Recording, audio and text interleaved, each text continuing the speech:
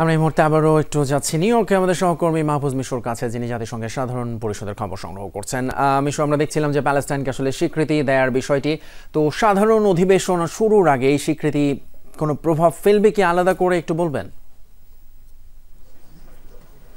তেতুমের এটি একটি ঐতিহাসিক ঘটনা নিঃসন্দেহে। বিশেষ করে জাতিসংঘের যে উচ্চ পর্যায়ের অধিবেশন সেটা আগামীকাল শুরু হবে। তার আগে মার্কিন যুক্তরাষ্ট্রের খুবই অ্যালায়েন্স যে তিনটি দেশ, বিশেষ করে যুক্তরাজ্য, অস্ট্রেলিয়া এবং কানাডা, তার যে স্বীকৃতি ফিলিস্তিনের নির্যাতিত নিপীড়িত মানুষের পক্ষে, সেটি কিন্তু একটি বিশাল ঘটনা বলতে হবে। এবং 24 তারিখে কিন্তু এখানে প্যালেস্টাইন নিয়ে আলাদা একটি বিতর্ক রয়েছে এবং সেখানে নিশ্চিতভাবেই এই দেশগুলো সহ স্বীকৃতি দেওয়ার ফলে এই যে 1.5 শতাধিক দেশ ফিলিস্তিনকে রাষ্ট্র হিসেবে স্বীকৃতি দিল, সেটি ইসরায়েলের যে সাম্রাজ্যবাদী সরকার তার প্রতি একটি বাড়তি চাপ তৈরি করবে। একটু আগে বাংলাদেশের পররাষ্ট্র উপদেষ্টা জনাব তৌহিদ হোসেনের সঙ্গে কথা বলার সুযোগ হয়েছিল আমার। তিনিও বলছিলেন যে বাংলাদেশ কিন্তু একেবারে শুরু থেকেই, ধরেন বাংলাদেশ যখন স্বাধীন হয় তখন কিন্তু বাংলাদেশকে ইসরায়েল স্বীকৃতি দিতে চেয়েছিল। তৎকালীন শেখ মুজিব সরকার, বঙ্গবন্ধু সরকার কিন্তু সেই স্বীকৃতি গ্রহণ না করে বাংলাদেশ ফিলিস্তিনের পক্ষে দাঁড়িয়েছে এবং সেই ধারাবাহিকতায় একদম শেখ মুজিবুর রহমানের সরকার থেকে শুরু করে আজকের প্রফেসর ইউনূসের যে সরকার, মাঝখানের সব সরকার কিন্তু ফিলিস্তিনের পক্ষে ছিল।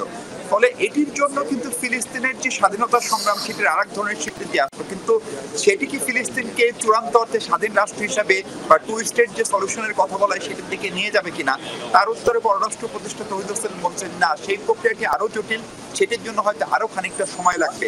কিন্তু এটি যে একটি নৈতিক চাপ তৈরি করলো সেটি বাংলাদেশ মনে করে এবং বাংলাদেশ এই সিদ্ধান্তকে, বিশেষ করে কানাডা, যুক্তরাজ্য এবং যুক্তরাজ্যের বিশেষ করে এই সিদ্ধান্তকে স্বাগত জানাই। আমরা এখন অবস্থান করছি একদম জাতিসংঘ সদর দপ্তরের সামনে। আপনি দেখুন নিরাপত্তার মানে 2-3 স্তর নিরাপত্তা পুরো ম্যানহাটন জুড়ে। 140টি দেশের রাষ্ট্র এবং সরকার প্রধানরা এই শহরে অবস্থান করবেন আজকে থেকে। তাদের কেউ কেউ চলে এসেছেন, যেমন আমার ঠিক পাশের যে হোটেলটি সেখানেই কিন্তু তুরস্কের প্রেসিডেন্ট রিসেপ তাইয়েপ এরদোগান তিনি অবস্থান করছেন, এরকম অন্যান্য বিশ্ব নেতারা আসছেন। ফলে সব মিলে এখানে নিরাপত্তার একটা চূড়ান্ত রকমের বাড়াবাড়ি রয়েছে। বাংলাদেশের প্রধান উপদেষ্টা আগামীকাল বাংলাদেশ নিউ ইয়র্ক সময় আগামীকাল বিকেল 3টার দিকে এখানে এসে পৌঁছানোর কথা এবং তারপরে 26 তারিখে তিনি জাতিসংঘে বাংলায় ভাষণ দিবেন, 27 তারিখে তিনি এনআরডি কানেক্ট একটি প্রোগ্রামে অংশ নেবেন এবং 30 তারিখে রোহিঙ্গা নিয়ে একটি বিশেষায়িত অধিবেশনেও তিনি বক্তব্য রাখবেন। এই সব কিছু মিলে প্রফেসর ইউনূসের আগামী কয়েকদিনের একটি চূড়ান্ত রকমের ব্যস্ততা যাবে এবং সেখানে বাংলাদেশ মূলত বর্তমান যে অন্তর্বর্তী সরকার, সেই অন্তর্বর্তী সরকারের রূপরেখা, তাদের কার্যক্রম, তাদের এজেন্ডা এবং তারা যে একটা নির্বাচনের দিকে দেশকে নিতে যাচ্ছে, সেই বার্তাটি কেবল বিনিয়োগকারীদেরকে নয়, বিভিন্ন দেশের সরকার প্রধানকে বাংলাদেশ দিতে চায় যে বাংলাদেশ একটি নির্বাচনমুখী নির্বাচনের দিকে ধাবিত হচ্ছে।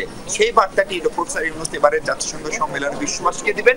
পাশাপাশি বৈশ্বিক নানা সংকটের মধ্যে বাংলাদেশ যে সংকটটি নিয়ে চূড়ান্তভাবে ভুগছে, অর্থাৎ রোহিঙ্গা সংকট, সেই সংকটটি যেন আন্তর্জাতিক সম্প্রদায়ের দৃষ্টি থেকে, গুরুত্ব থেকে না হারিয়ে যায়, সেই চেষ্টাটিও থাকবে বাংলাদেশের সরকার প্রধান। জি, অসংখ্য ধন্যবাদ মাহফুজ মিশু আপনাকে। নিউ ইয়র্ক থেকে জানাচ্ছিলেন আমাদের জাতিসংঘের সাধারণ পরিষদের খবর।